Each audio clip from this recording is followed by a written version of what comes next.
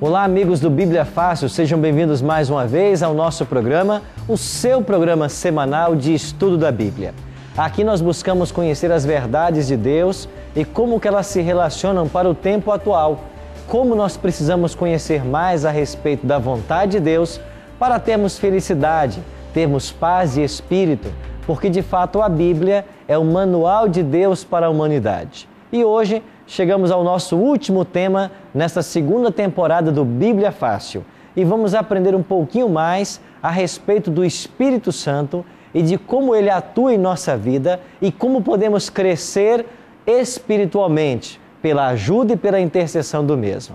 Já estamos reunidos com os nossos 10 convidados que estiveram aqui ao longo de todo esse período, compreendendo mais da palavra de Deus, lindas decisões que nós já testemunhamos, e é maravilhoso ver como o Espírito Santo tem trabalhado no coração de todos nós aqui.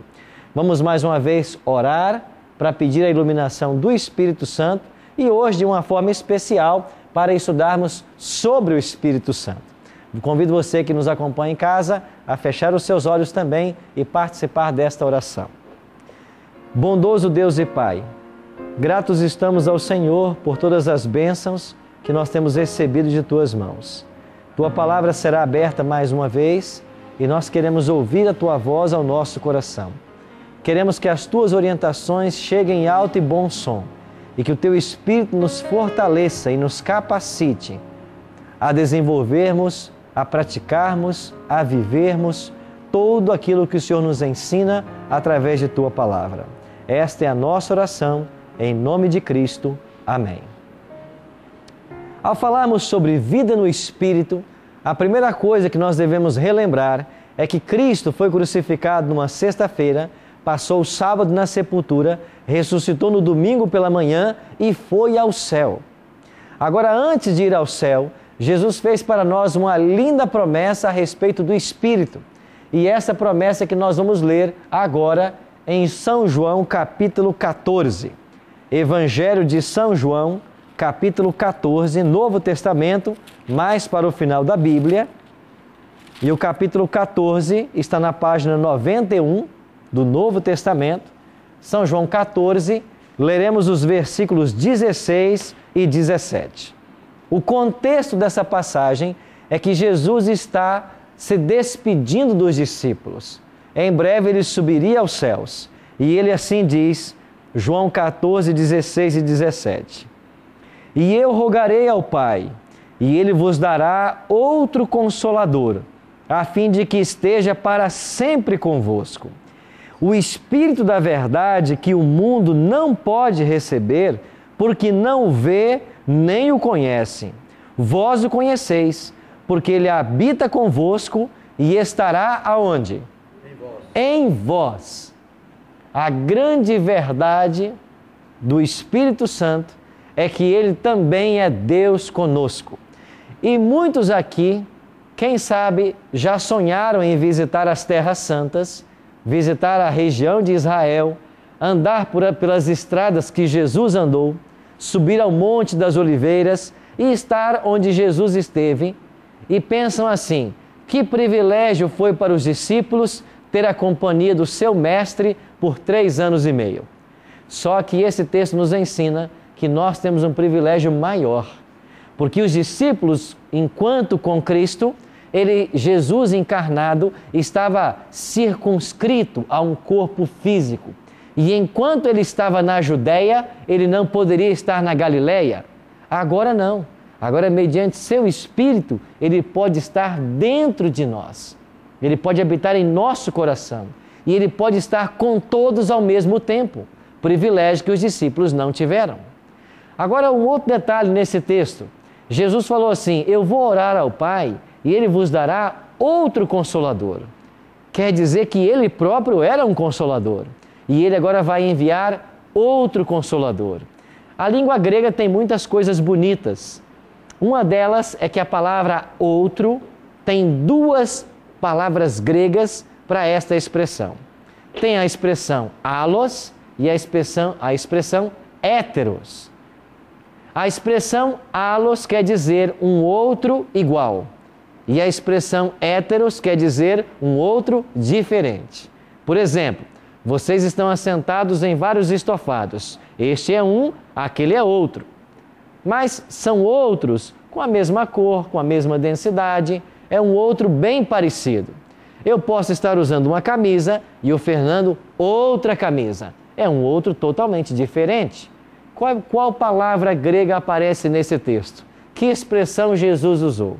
Eu enviarei alos, outro consolador, que significa igualzinho a mim. Esse texto prova para mim e para você de que o Espírito Santo é Deus. Enquanto que alguns estão pregando por aí que o Espírito Santo é uma força ativa, é apenas o poder de Deus, esse texto nos ensina que o Espírito Santo é o próprio Deus. Ou seja, Deus Pai, Deus Filho e Deus Espírito são três pessoas distintas, mas com o mesmo poder, com os mesmos atributos. E agora Jesus diz, eu vou, mas eu vou vir enviar outro igual a mim. E ele será o consolador de vocês. Ele vai estar em vocês e vai estar para sempre com vocês. Querem promessa mais linda do que essa? Ter o Espírito Santo conosco? Quando recebemos o Espírito Santo, nós recebemos tudo o que o céu tem para oferecer, porque não existe maior bênção do que o Espírito Santo em nossa vida. Um outro detalhe, o Espírito deseja habitar aonde? Em 1 Coríntios capítulo 6, 19 e 20, adiante a sua Bíblia, para frente um pouco, nós já lemos esse texto em outras semanas. 1 Coríntios capítulo 6, versos 19 e 20, na página 139. Página 139 do Novo Testamento. Eu não sei a paginação na tua Bíblia, você que nos acompanha em casa, mas iremos ler 1 Coríntios capítulo 6, versos 19 e 20. Assim escreveu o apóstolo Paulo: acaso não sabeis que o vosso corpo é santuário do Espírito Santo que está em vós, o qual tendes da parte de Deus e que não sois de vós mesmos? Porque fostes comprado por preço. Agora, pois, glorificai a Deus no vosso corpo. O Espírito Santo quer habitar no nosso corpo, porque o nosso corpo pode ser o templo dele. Que privilégio nosso, ter o Espírito Santo habitando em nós.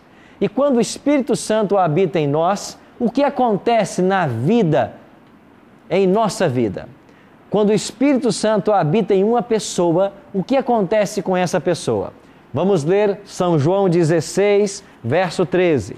Volte de novo para o Evangelho de João.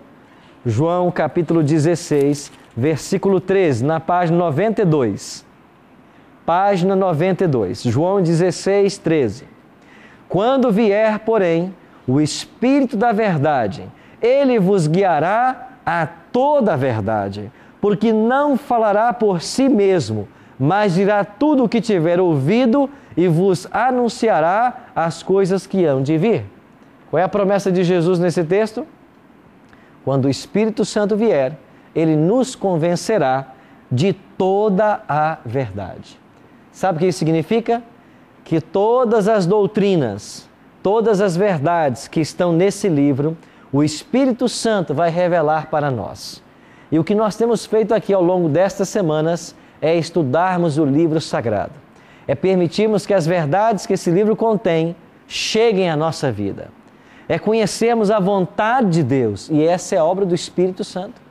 É por isso que ele nos conduz na verdade, não em verdades parciais. O Espírito Santo nos conduz a toda a verdade. E quando nós conhecemos toda a verdade, como Jesus falou em João, aí mesmo, volte algumas páginas da sua Bíblia. João 8,32, olha a promessa de Cristo a respeito da verdade. João 8,32, Jesus prometeu assim: e conhecereis a verdade, e a verdade vos libertará. Ou seja, a verdade tem um poder libertador. E o Espírito Santo deseja que nós conheçamos toda a verdade. Você que nos acompanha em casa, quando você começar a ler esse livro, ou quando você lê esse livro, as verdades de Deus começam a ser apresentadas para você. E se você buscar com sinceridade, com oração, é o Espírito Santo quem vai conduzir você pelos caminhos da verdade. Ele vai te apresentar toda a verdade. e você conhecendo toda a verdade, você será liberto. É verdade que aqui no programa nós não podemos tocar em todos os assuntos que a Bíblia apresenta. Nós precisaríamos ficar aqui pelo menos mais uns 5 meses. Quantos assuntos temos ainda para estudar? A palavra de Deus é inesgotável. Quantas verdades a revelar. Mas ao falarmos sobre o Espírito Santo, nós descobrimos que quando Ele nos conduz, acontece uma mudança prática em nossa vida, em que as pessoas testemunham da obra dEle. Que mudança prática é essa? Gálatas 5, 22 e 23. Adiante um pouquinho a leitura da Bíblia, ou das páginas da Bíblia, Gálatas capítulo 5, versos 22 e 23, página 157. Página 157 do Novo Testamento. Gálatas 5, 22 e 23. Qual é a evidência de que uma pessoa recebeu o Espírito Santo? E aqui eu vou tocar um ponto delicado. Alguns estão ensinando por aí que quando você recebe o Espírito Santo, a consequência natural disto é você falar línguas estranhas. Isso não é bíblico. A evidência de que alguém recebeu o Espírito Santo não é falar línguas estranhas. E eu vou explicar melhor isso. Mas sabe qual é a evidência de que alguém tem o Espírito Santo? Gálatas 5, 22 e 23 responde. Paulo diz assim aos Gálatas: mas o fruto do Espírito é amor, alegria, paz, longanimidade, benignidade, bondade, fidelidade, mansidão, domínio próprio. Contra estas coisas não há lei. Qual é a evidência de que uma pessoa tem o Espírito Santo na vida dela? A pessoa se torna amorosa, bondosa, pacificadora. Ela se torna uma pessoa com domínio próprio. Todas as qualidades que aqui aparecem, que na realidade são os frutos do Espírito, são vistos na vida da pessoa. Esta é a evidência de que alguém recebeu o Espírito Santo. Sim, Marcelo. E como ouvir mais claramente a voz do Espírito Santo? Como eu posso ouvir claramente mais o Espírito Santo? Nós vamos para o intervalo comercial e assim que voltarmos, vamos responder a sua pergunta e vemos um outro detalhe que nós já mencionamos, que é a respeito das evidências do Espírito que eles pregam, que eu tenho que falar língua estranha. Fique com a gente, já voltaremos no próximo bloco.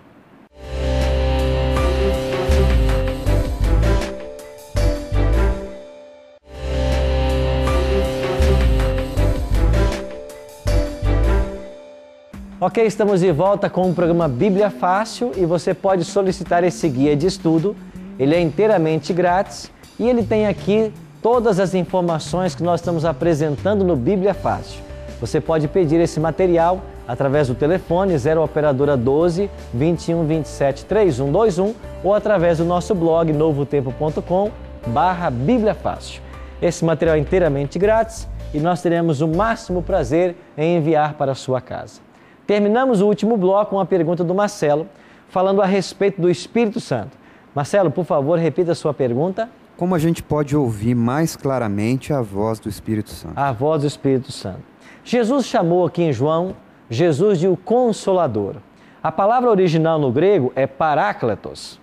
E a palavra parácletos quer dizer aquele que está ao lado para ajudar, para aconselhar. Assim como um amigo seu, que é um conselheiro, você, para ter um amigo conselheiro, você precisa desenvolver com ele uma amizade, para poder confiar a ele e confidenciar as coisas que você enfrenta na vida. Ouvirmos mais a voz do Espírito Santo é da mesma forma. Eu tenho que me tornar cada vez mais íntimo dele. Agora, como que eu posso ser íntimo de alguém? Bom, para ser íntimo de alguém, eu preciso gastar tempo com essa pessoa. Gastar tempo conversando com ela, fazendo coisas com ela, quem sabe viajando, praticando um esporte. Então, desenvolvendo amizade com essa pessoa.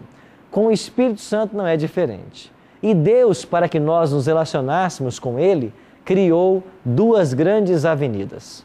A primeira avenida que Deus criou para o nosso relacionamento com Deus é o estudo da Bíblia. Todas as vezes que eu abro esse livro, é o Espírito Santo que está falando comigo. A revelação de Deus está contida aqui. E quando eu abro a Bíblia Sagrada, as verdades que esse livro tem, os ensinamentos, começam a ser colocados em minha mente. E o Espírito Santo vai me impressionando, porque foi Ele quem inspirou esse livro. Então assim eu começo a ouvir mais claramente a voz dEle.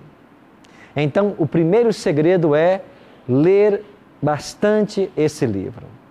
O salmista diz de que esse livro é lâmpada para os nossos pés e é luz para os nossos caminhos. O profeta diz, achadas as tuas palavras, logo as comi, no sentido de que ele se apegou à palavra. O conselho é que nós devemos meditar na palavra do Senhor. Dê uma olhadinha no Salmo 1, que é um salmo muito bonito. E esse salmo diz algo que é uma grande verdade na busca pela amizade com o Espírito Santo. O Salmo 1 fala sobre os justos e os ímpios. Página 380 do Velho Testamento. Página 380 do Velho Testamento, Salmo 1. Dê uma olhadinha no verso 1 e no verso 2. Bem-aventurado o homem que não anda no conselho dos ímpios, não se detém no caminho dos pecadores, nem se assenta na roda dos escarnecedores. Antes o seu prazer está onde? Na lei do Senhor. E na sua lei faz o quê? Medita de dia e de noite. A primeira avenida que Deus criou para a amizade com o Espírito Santo é meditarmos na lei do Senhor. A lei aqui é uma expressão do salmista não apenas para a lei de Deus, mas para a Torá, os 5 livros de Moisés, que era o que eles mais conheciam quando os Salmos foi escrito. Trazendo para os nossos dias é meditarmos na palavra do Senhor. A segunda avenida que Deus criou para criarmos mais intimidade com o Espírito Santo tem a ver com a oração. E veja, Jesus sendo Deus, nunca deixou de lado a oração, nunca menosprezou a oração. Quando nós lemos os evangelhos, Mateus, Marcos e Lucas, várias vezes o texto sagrado diz assim, era alta madrugada e Jesus se retirou para orar. Às vezes passava a noite inteira em oração. Então Jesus era um homem de oração. Nós também devemos ser pessoas de oração. Então quando nós lemos a palavra, Deus fala conosco. Quando eu oro, eu falo com Ele. Então a oração, como Ellen G. White definiu, é o abrir o coração a Deus como a um amigo. Isso é oração. Algumas pessoas dizem assim, eu não sei orar. Como é que ora? Orar é abrir o coração a Deus como um amigo. É parar para conversar com Ele, contar para Ele tudo o que passa na minha vida. Então é assim que a gente desenvolve amizade com o Espírito Santo. Quando nós temos o Espírito Santo, nós produzimos na vida os frutos do Espírito. E por que alguns falam que a evidência de se ter o Espírito é o dom de línguas? Eu queria rapidamente falar um pouquinho sobre isso, porque esse é um assunto muito controvertido nos dias atuais. Então eu convido você a abrir a sua Bíblia em Atos capítulo 2. E eu queria apenas tirar algumas lições de Atos capítulo 2. Atos capítulo 2, versos 1 a 4, registra o momento em que o Espírito Santo desce sobre os discípulos e é a primeira ocorrência no Novo Testamento sobre o falar em línguas, não em línguas estranhas, falar em línguas. Olha o que diz o versículo 2. De repente veio do céu um som, como de um vento impetuoso, e encheu toda a casa onde estavam assentados. E apareceram distribuídas entre eles línguas como de fogo, e pousou sobre cada um deles. E todos ficaram cheios do Espírito Santo, e passaram a falar em quê? Em outras línguas, segundo o Espírito lhes concedia que falassem. Qual é o verdadeiro dom de línguas, do qual Paulo fala e aparece na lista paulina dos dons espirituais? Primeiro, o verdadeiro dom de línguas é a capacidade que Deus dá a alguém para falar uma língua que ele não conhece. Aqui o adjetivo é outra língua. Olha um outro adjetivo aplicado a esta língua. Verso 8. E como os ouvimos falar, cada um em nossa própria língua materna. O que é língua materna? O que é uma língua materna? É uma língua pátria. Qual é a língua materna do Brasil? Português. A língua materna da Alemanha. A língua materna da Inglaterra. Pronto. Os discípulos receberam no dia de Pentecostes a habilidade de falar uma outra língua. Que língua? Uma língua materna. Que língua materna? Você em casa lê com bastante tempo esse Atos capítulo 2 e você vai perceber que aqui existiam 16 povos, 16 nações, de 16 regiões da terra e que estavam em Jerusalém para a festa do Pentecostes. E essas pessoas, medos, elamitas, naturais da Mesopotâmia, Judéia, Capadócia, Ponto, Frígia, Panfilha, Etiópia, essas pessoas não falavam o grego e o aramaico falado pelos discípulos. Então Deus queria que o Evangelho fosse pregado. E para que os discípulos pregassem o Evangelho para estas nações, Deus fez o quê? Deu o dom de línguas. Primeiro ponto que queria ressaltar com vocês. O verdadeiro dom de línguas bíblico é a capacidade que Deus dá a alguém de falar uma língua materna com a qual nunca antes entrou em contato. Vou dar um exemplo. Se todos vocês aqui fossem russos e eu nunca tivesse tido contato com a língua russa, mas Deus quisesse me usar para pregar o Evangelho para vocês, Ele me daria a habilidade de falar em russo e vocês entenderem tudo o que eu falasse.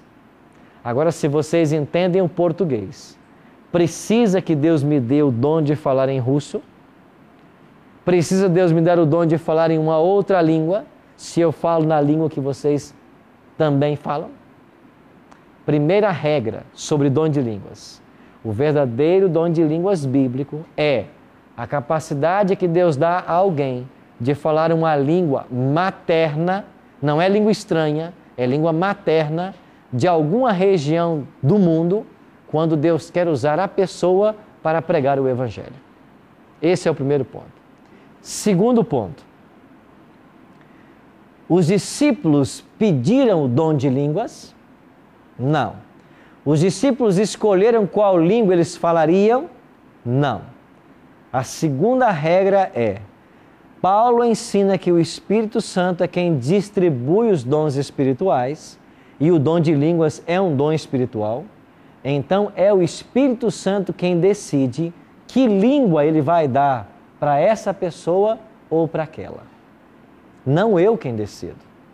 Se é o Espírito Santo quem distribui o dom, e Paulo é claro em dizer que alguns têm estes dons, outros têm aqueles dons, eu não posso pretender que todos na igreja falem em línguas. Porque se eu pretender isso, eu estou ocupando o papel do Espírito Santo. É o Espírito quem decide. Só que o ensinamento que nós temos nas igrejas hoje, a doutrina da subsequência, prega que todo mundo, quando é batizado com o Espírito Santo, tem que falar língua estranha. Todo mundo. Não é esse ou aquele, é todos. E se alguém não fala em línguas, é porque não é batizado ainda com o Espírito Santo. E se não é batizado com o Espírito Santo, é um crente comum. Então, segundo ponto. Eu não posso escolher que todos na igreja tenham o mesmo dom, porque Deus vai dar o dom segundo a necessidade local da igreja. E é o Espírito Santo quem distribui. Alessandra. O que ocorre com essas pessoas que dizem falar em línguas não estrangeiras, mas essas sílabas sem sentido? Uhum. O que nós vemos hoje no movimento pentecostal e neopentecostal, quando as pessoas começam ao mesmo tempo a falar uma língua não inteligível, isso pode ser 3 coisas. Na minha visão, podem ser 3 coisas. Primeiro, pessoas sinceras que estão dentro da igreja e são ensinadas, como eu acabei de explicar. Se você é batizado com o Espírito Santo, você fala línguas. Se você não fala, você não é batizado. Quando eu estudei no seminário ou na faculdade, 4 anos de teologia, durante esses 4 anos, um rapaz chamado Giovanni era um colega de classe que eu tinha. E ele havia pertencido a uma igreja pentecostal e por 8 anos ele falara línguas estranhas. E em classe eu perguntei para ele: Giovanni, você por 8 anos falou línguas estranhas? Você contou. Ele disse: é verdade. E o que você falava? Eu nunca soube o que eu falei. Mas se você nunca soube o que falou, o que você falava? Eu comecei a frequentar a igreja. Na hora do culto, todo mundo começava a falar línguas. Eles eram batizados com o Espírito Santo. Eu não era. Eu era um crente comum, de 2ª categoria. E eu queria muito falar, ter o dom de línguas. Eu queria ser igual a todos.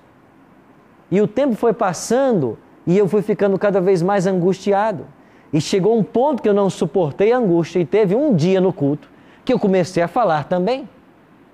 E eu falei, e quando eu comecei a falar, o pastor disse para mim: você agora foi batizado com o Espírito Santo. E a partir daquele dia, eu falei por 8 anos línguas. Mas eu nunca soube o que eu falei, porque de fato são sílabas sem sentido. Primeiro caso, para mim, o que acontece hoje no movimento pentecostal e neopentecostal são pessoas sinceras, que estão em busca da verdade, em busca do Espírito. E por causa dessa pressão psicológica, eles começam a falar coisas que não têm sentido, mas isto os satisfaz, porque é assim que eles aprenderam. São pessoas sinceras que estão sendo enganadas. Segunda possibilidade, na minha visão, charlatões. Pessoas que dizem ter o dom de línguas para enganar outras pessoas, como se elas fossem líderes espirituais. E eu já presenciei em algumas dessas igrejas pessoas que falavam outra língua, nesse caso o inglês, e começava a falar inglês e dizia ter o dom de línguas. Mas qualquer que entendesse um pouquinho de inglês sabia que ele estava falando em inglês. Mas a pessoa havia estudado inglês e começa a falar algumas palavras em inglês para dizer que tem o dom de línguas e que pode ser um líder espiritual porque tem o Espírito Santo. Charlatanismo. Terceiro caso, e eu tenho que dizer isso com muito carinho para vocês. Eu acredito que há casos dentro do movimento pentecostal e neopentecostal que seja possessão demoníaca. Possessão demoníaca. Ao ponto da pessoa estar tão longe de Deus que usa estas coisas para benefício satânico. O diabo controla essas pessoas e elas começam a pretender falar alguma coisa que ninguém entende nada e ninguém está sendo edificado. Então, para mim, o que acontece hoje podem ser essas 3 hipóteses. Um outro detalhe: o dom de línguas é a habilidade de falar uma língua materna que Deus pode me dar para alcançar alguém com a pregação do Evangelho. Segundo, eu não posso pretender que toda a igreja tenha o dom, porque diz Paulo que é o Espírito Santo quem distribui os dons. Terceiro, quando o Espírito Santo der o dom para alguém, quer seja ele de línguas ou não, o apóstolo Paulo, em 1 Coríntios capítulo 12, ensina que todo dom espiritual ele tem 2 objetivos: edificar e instruir a igreja. Se não há edificação e se não há instrução, não é dom do Espírito Santo. Aí eu pergunto para você, e para você que me assiste em casa: quando num culto todo mundo começa a falar uma língua ininteligível, onde a palavra de Deus fica relegada a segundo plano, onde não se estudam as verdades contidas aqui, e o povo permanece sem conhecer o que Deus revelou, mas todo mundo fala ao mesmo tempo, uma língua que ninguém entende, a pergunta é: quanta instrução e quanta edificação está acontecendo em igreja tal? Quanta instrução? Quanto que as pessoas sabem da doutrina sagrada de Jesus Cristo? Quanto que elas aprendem nesses cultos? Eu já disse para vocês que Satanás ataca hoje a Bíblia, não é queimando mais a Bíblia, não é matando quem prega, mas é colocando os pregadores com a Bíblia debaixo do braço. é levando crentes para dentro das igrejas, onde cultuam a Deus por 1 hora, 2 horas, 3 horas, e a Bíblia permanece fechada. E quando você encontra alguns cristãos por aí, que frequentam essas igrejas, e você começa a falar de Bíblia, começa a falar de mortalidade da alma, de juízo, de santuário celestial, começa a falar da importância da saúde, de não fumar, não beber, não usar drogas. Esse povo não conhece nada de Bíblia. E sabe por que não conhece nada de Bíblia? Porque estão na igreja há 20, 30, 40 anos, mas a preocupação é falar língua estranha. A preocupação é com exorcismo, todo dia exorcizar. A preocupação é com curas milagrosas, todo dia tem que curar. Você está entendendo como que o diabo trabalha hoje? Gildo? De fato, é um assunto preocupante e nós, como cristãos, devemos nos preocupar.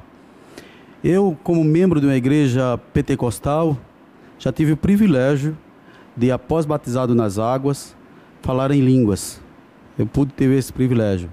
Não que a igreja em algum momento me incentivou ou mandasse eu pronunciar, porque nós levamos a Bíblia com seriedade. A experiência que eu tive foi maravilhosa, foi magnífica. Mas, graças a Deus, que temos na igreja a intenção e o desejo de que cumpra-se na vida dos seguidores de Cristo, João capítulo 15, para que todos sejam amigos de Jesus, que façam aquilo que Jesus fez. Infelizmente, muitas igrejas, é verdade, incentivam e empurram ou ignoram a palavra de Deus e observam todos os escritos do Novo Testamento, principalmente com falar em línguas, que Paulo deixa para a igreja, que Jesus deixou para a igreja. Mas Paulo nos adverte que devemos, no capítulo 14 de 1 Coríntios, seguir o amor e procurar com zelo os dons espirituais, mas principalmente o que profetizeis, ou seja, a proclamação do evangelho, sim. Em primeiro lugar, eu nunca me preocupei em querer ou deixar de querer falar em línguas. Em determinado dia, num culto abençoado, Deus me deu este privilégio. Não foi nenhum problema de psique, não foi nenhum problema de nada que eu estava passando, mas foi uma experiência maravilhosa. E já vi exemplos de pessoas sendo usadas por Deus para falar em línguas. Inclusive, eu já disse ao pastor que eu estava terminando a minha graduação. E a pessoa que foi usada por Deus em falar em línguas, eu não sei se naquele momento havia nenhuma pessoa que falasse latim. Mas ela falou em latim, glorificando a Deus. Só isso e nada mais. O certo é, obrigado Gildo por sua participação, o certo é que nós temos que nos voltar mais para a Bíblia. Porque se nós não nos voltarmos para esse livro e estudarmos, mesmo os eleitos, disse Cristo, poderão ser enganados. Nós não podemos aceitar essa história de querer impor certas doutrinas que não estão na Bíblia, de querer nos ensinar coisas que não estão na Bíblia, ou muitas vezes gastarmos tempo e tempo com outras coisas que não estão na Bíblia e ignoramos o livro de Deus. Então, meu apelo para vocês hoje é que, de fato, nós permitamos que o Espírito nos conduza.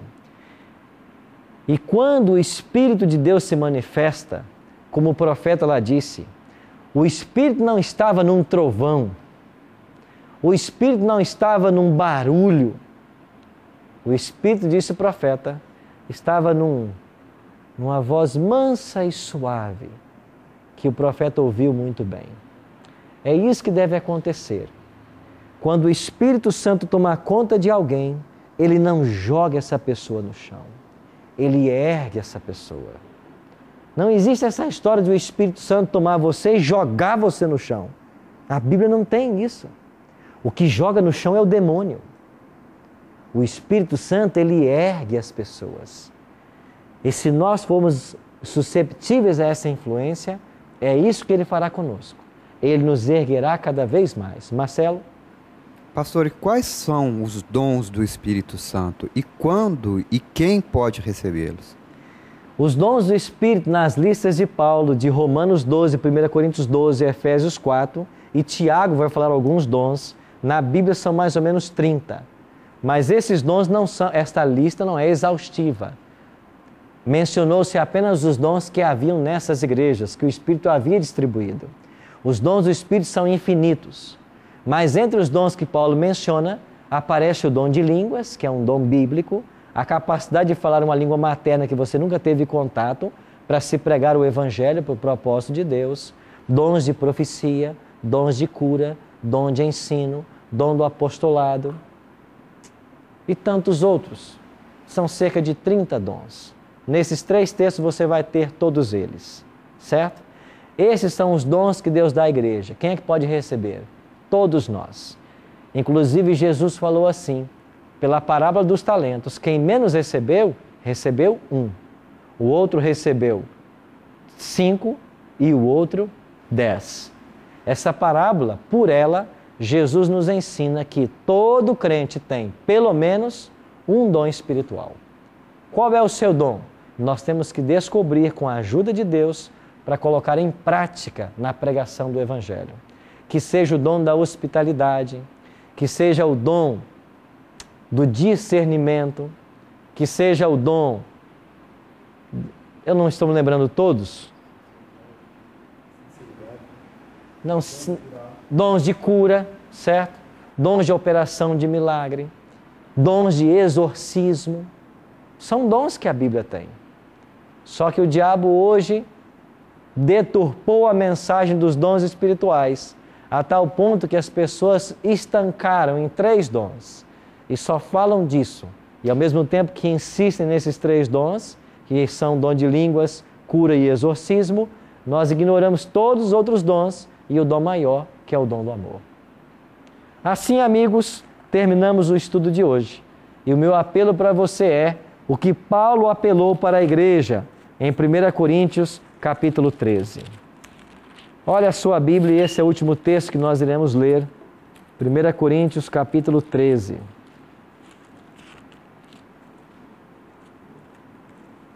No capítulo 12, Paulo tratou do tema dos dons espirituais. E aqui você vai ter vários deles. E no capítulo 13, Paulo começa dizendo: ainda que eu falasse a língua dos homens e dos anjos, se não tiver amor, serei como bronze que soa, ou como símbolo que retine. Ainda que eu tenha o dom de profetizar e conheça todos os mistérios de toda a ciência, ainda que eu tenha tamanha fé, a ponto de transportar montes, se não tiver amor, nada serei. Ele diz no verso 4, o amor é paciente, benigno, não arde em ciúmes, não se ufana, não se ensoberbece. Ele diz então no versículo 8, o amor jamais acaba. Havendo profecias, desaparecerão, havendo línguas, cessarão, havendo ciência, passará. Porque em parte conhecemos e em parte profetizamos. Quando, porém, vier o que é perfeito, então o que é em parte será aniquilado. E no versículo 13, agora, pois, permaneçam a fé, a esperança e o amor. Esses 3, porém, o maior destes é o amor. O amor a Deus sobre todas as coisas é o que vai nos conduzir num caminho de vida vitoriosa. E o Espírito Santo pode nos abençoar, ungir a todos nós em nossa caminhada cristã. Você que nos acompanhou em casa, obrigado por sua presença nesse estudo. E vamos buscar, cada dia de nossa vida, conhecer mais da Palavra de Deus e nos preparar para os céus. Vamos orar, encerrando o nosso programa de hoje e encerrando também a 2ª temporada do Bíblia Fácil. Bondoso Deus e Pai, louvamos e exaltamos o Teu santo nome. Obrigado pela linda promessa que o Senhor nos fez, de que o Espírito Santo estará conosco todos os dias, até a consumação dos séculos. Que Ele habite em nosso coração, que Ele tome posse de nossa vida, que Ele nos eleve a uma atmosfera pura e santa, onde sintamos a benéfica presença e influência do Teu amor. Abençoe a todos nós que participamos desses estudos ao longo dessas semanas. Abençoe os nossos queridos amigos que estão participando através da TV Novo Tempo. Que o Senhor possa abençoar a todos nós e que, como uma grande família, estejamos prontos para Te receber quando voltares em glória e majestade. Esta é a nossa oração, em nome de Cristo. Amém.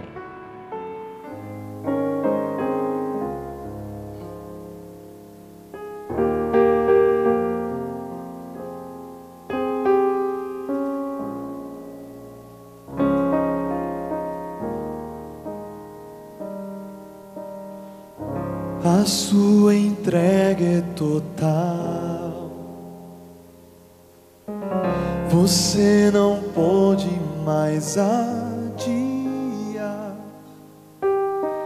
Jesus chegou ao teu coração, chamou por seu nome, você atendeu. Algumas lágrimas vêm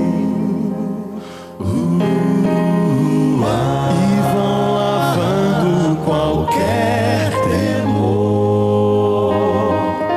O Santo Espírito está aqui, lhe abraça e lhe diz o quanto esperou. Sua vida vai desabrochar, vai sorrir, vai cantar, começando aqui e por todo sempre. O amor de Deus vai lhe acompanhar. Ele prometeu, jamais vai deixá-lo. Você não estará sozinho a vagar. Deus vai lhe amparar.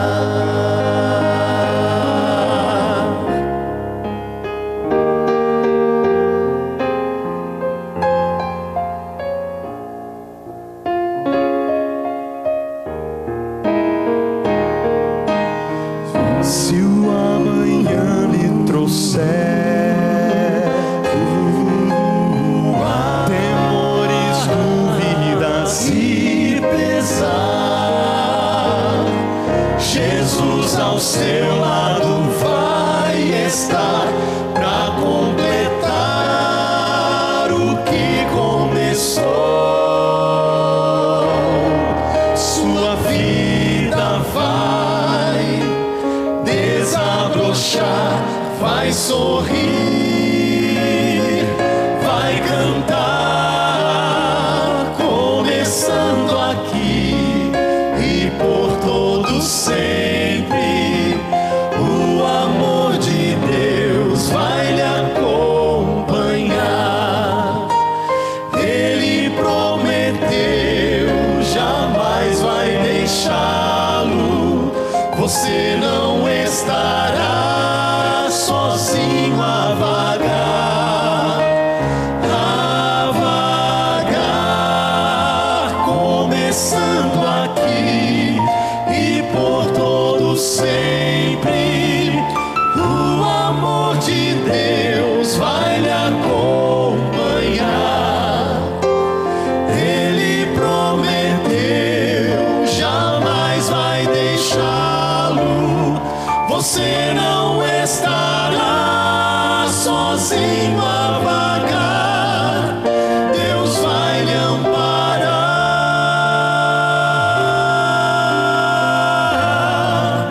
Deus vai lhe amparar.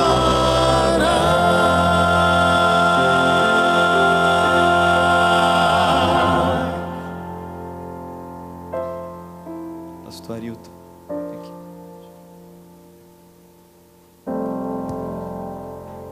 Você tem dúvidas de que o Espírito Santo está conosco?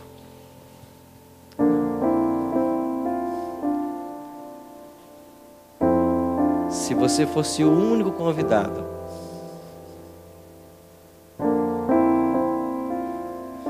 um só, valeria a pena todo o nosso esforço. Vocês 10 estão aqui, não é porque vai ser transmitido para o Brasil aí fora, mas é porque, sem que nós soubéssemos, Deus escolheu vocês. não foi uma ligação que você recebeu, não foi a produção que escolheu. É uma obra que Deus começou no coração de vocês há muito tempo. Os estudos que vocês estão recebendo, às vezes chocam, às vezes nos desafiam, pensamos ser difícil, mas essa música é um recado para você, começando aqui.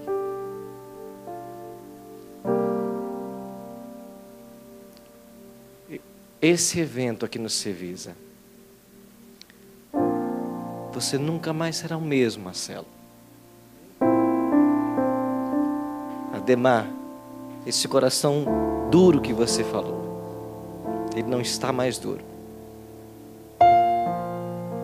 E Ingrid, é hora de voltar para casa. Luiz, você tem uma juventude toda na mão. Quanta coisa você pode fazer por Deus. Lilian já teve provas de como Deus está conduzindo a sua vida.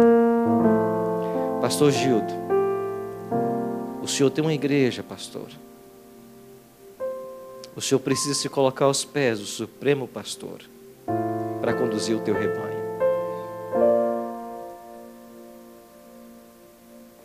Não é à toa que você tem esse contato com a igreja adventista. Não é à toa que a sua filha passou por uma escola adventista. Não é à toa que o quarteto que você admira está aqui hoje. Não é. Alessandra, você vai se encontrar nesse evento aqui. Ivan, os dons que você achava que você tinha, você está descobrindo aqui agora. Essa verdade tem que quebrantar o teu coração, para você ser um cristão diferente. Marli, Deus está te dando uma chance, uma oportunidade. É difícil romper às vezes, dar o perdão, mas você está sentindo o perdão de Deus na sua vida, não está? Fernando, qual o sentido da vida, Fernando? Podemos ter tudo o que nós quisermos aqui, mas é o que eu falei para você. E a vida futura? Onde passaremos a eternidade? São escolhas. A nossa oração incessante por todos vocês não começou ontem, nem semana passada. Já faz meses que a Novo Tempo ora por vocês. E vamos orar mais uma vez agora? Pai Santo, como é bom sentirmos a influência do Teu Espírito Santo e a presença dos Teus anjos. Aqui estamos para adorar o Teu nome, exaltar o homem do Calvário e para render-te nossa vida aos Teus pés. Pai, obrigado por tão grande amor. Obrigado, Senhor, por tão grande sacrifício. Nós não merecíamos nada disso, mas o céu baixou até nós. Obrigado, Senhor, porque Tu virias a esse mundo passar por tudo que passou, ser dependurado naquela cruz novamente, se pudesse resgatar um único pecador como nós. Obrigado, Senhor. Obrigado. Nós não temos nada para Te dar, a não ser o nosso coração pecaminoso, esse coração insensível, rebelde, que às vezes quer viver longe do Senhor. Aceita como Ele está, para que a obra do Teu Espírito se opere em nossa vida, e para que as mudanças que o céu deseja fazer, elas possam acontecer, e para que daqui a pouco a nossa esperança se concretize, o nosso sonho se torne realidade, e o nosso Salvador apareça nas nuvens dos céus. e que nós estejamos prontos como uma grande família, unidos como estamos nessa noite, para te receber em glória e majestade. Terminamos esta oração com a oração do ladrão na cruz. Senhor, quando vieres em teu reino, não te esqueças de nenhum de nós. Amém e amém.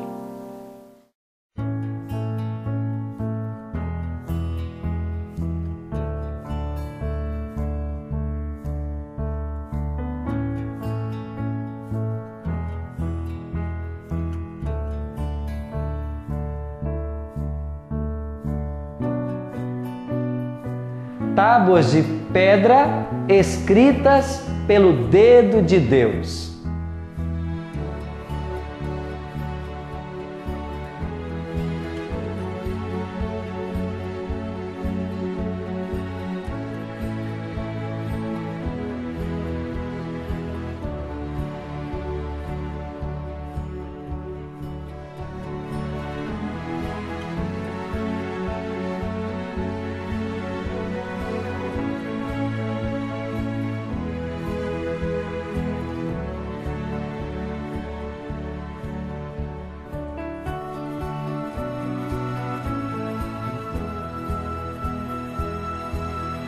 Eu devo devolver meu dízimo, eu tenho que devolver a Deus. Aonde eu devolvo?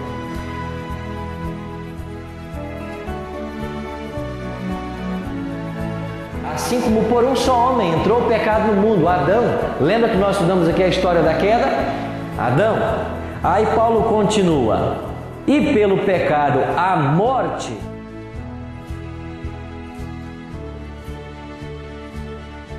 Porque se eu não perdoar, eu não serei curado, porque o perdão é terapêutico.